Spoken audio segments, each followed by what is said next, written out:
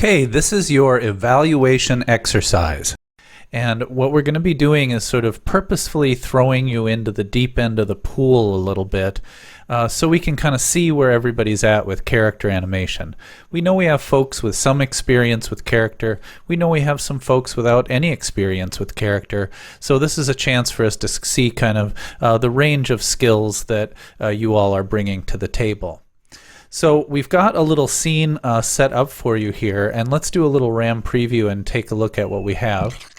Okay, we have, as you can see, we've got a little squash, actually a rather large squash, and the squash is falling from the sky and landing on the ground, and we've got some fun sound effects, a nice little cartoony setup here. Now, in the scene, most of the scene has been shied away because we don't really need to for you to worry about that, but we do have Squash's rig placed in the scene, so I'm going to turn that on. And I'm going to back this up a little bit here. And you can see that, oh no, Squash is in the direct path of the squash that is about to fall on his head.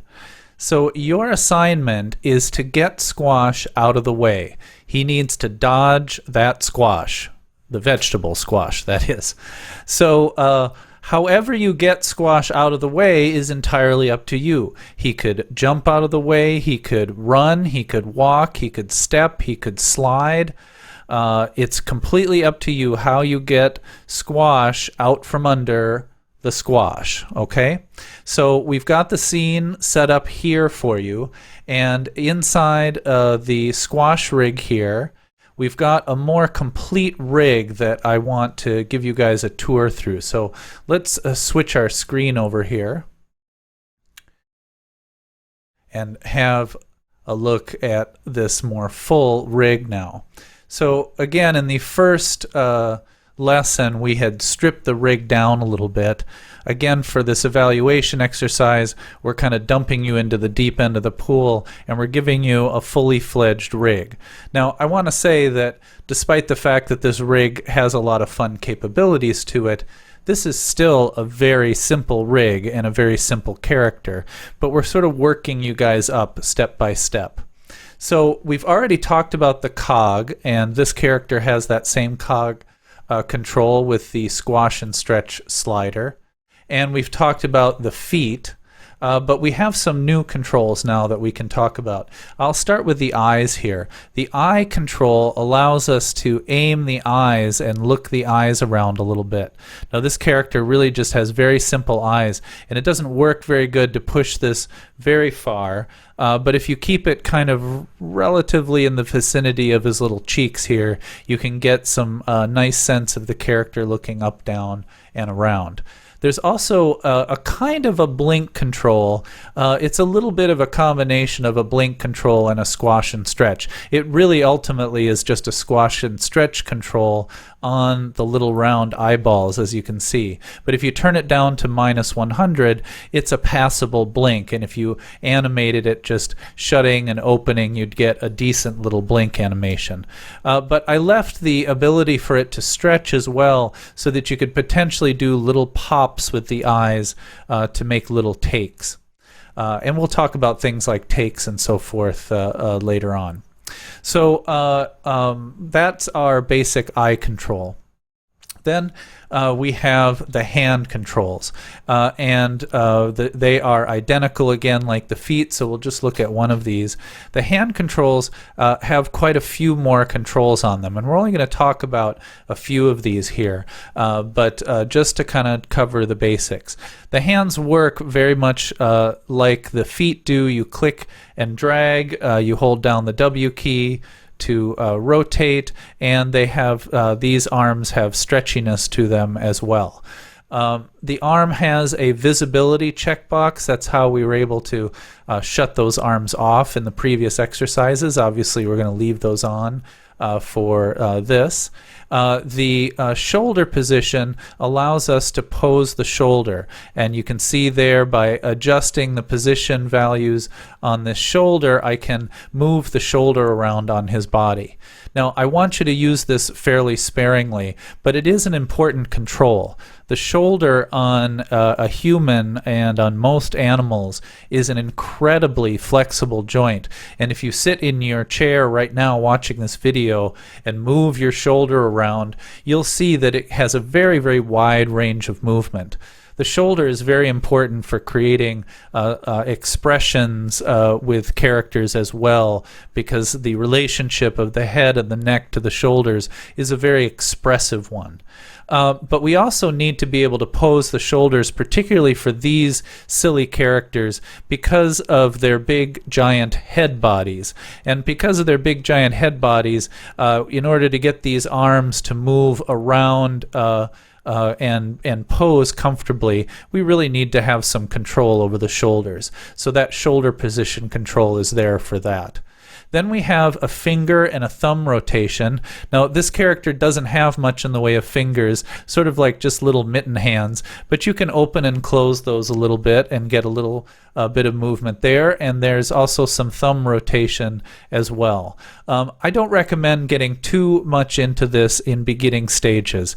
As you begin working with the characters, especially if you haven't had a whole lot of experience, just keep it simple and focus on the big main controls as you work. And then, of course, we have the IK orientation, which we talked about earlier. So that gives you a much more full range of motion and expression with the character, but shouldn't complicate things too much for you. Once again, I've got the comp set up with most of the attributes, not all of the attributes, but most of the attributes already keyframed with hold keyframes. So for the most part, all you have to do is move ahead a little bit in time and begin creating the key poses you need for your animation. And I recommend you use the same procedures and technique that we learned in the orientation lesson. That's definitely the best way to work, and should get you good results fairly quickly. Now, you may be asking yourself, how do I know when the squash is falling on squash? I've got this comp over here where the squash is falling, but I'm animating here in this rig comp, and I don't know what's happening in this render comp.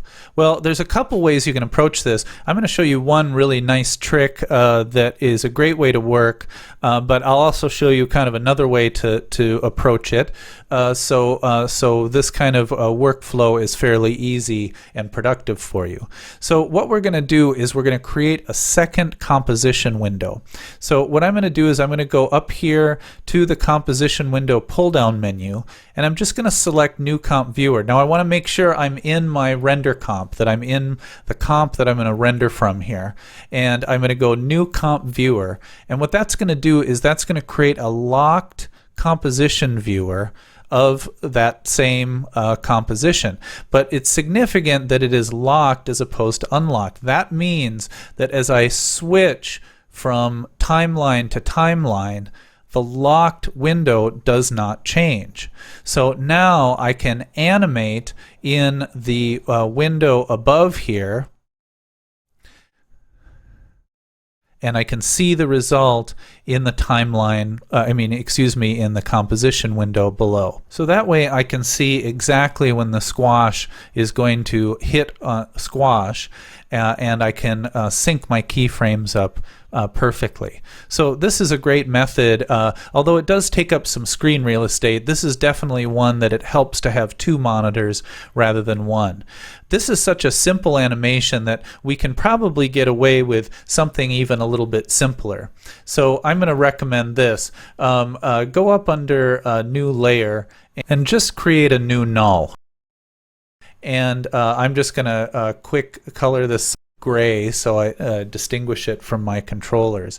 And what I'm going to do is I'm going to make some little markers here. And the first one I'm going to make is right before the squash falls on his head. So I'm going to hit a little marker right there. And then I'm going to just click forward until the squash actually falls on the ground.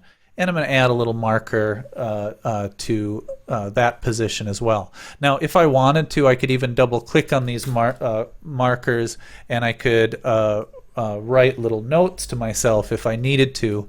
I don't need to do that here because it's so simple, but I could certainly do that if this was a longer, more complicated sequence. And I could go through and make these marks, and then I would have a guide for my timing. Once I have that guide, I can go ahead and close that window and go ahead and do my animation with these guides in place, and so I know what my timing is. Another little tip that I want to share with you guys is one that you've probably seen me do throughout these demos, but I just want to point it out to you.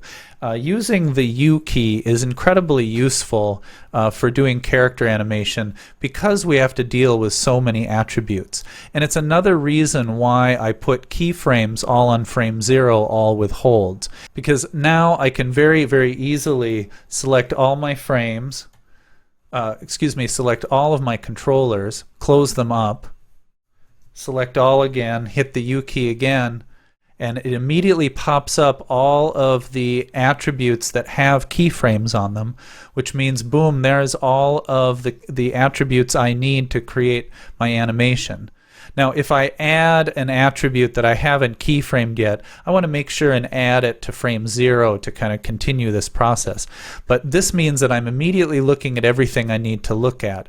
It also means if you're going into adjust animation that you're adjusting all of the keyframes that make up those key poses. This is really important because you wouldn't want to come in and adjust timing and forget that you didn't have the cog attributes open, so you were sliding everything around, but you weren't sliding the cog around in tandem. So using the U key and Command all, select all, will make your work life a lot easier and kind of get you in and out of the workflow with the keyframes very quickly.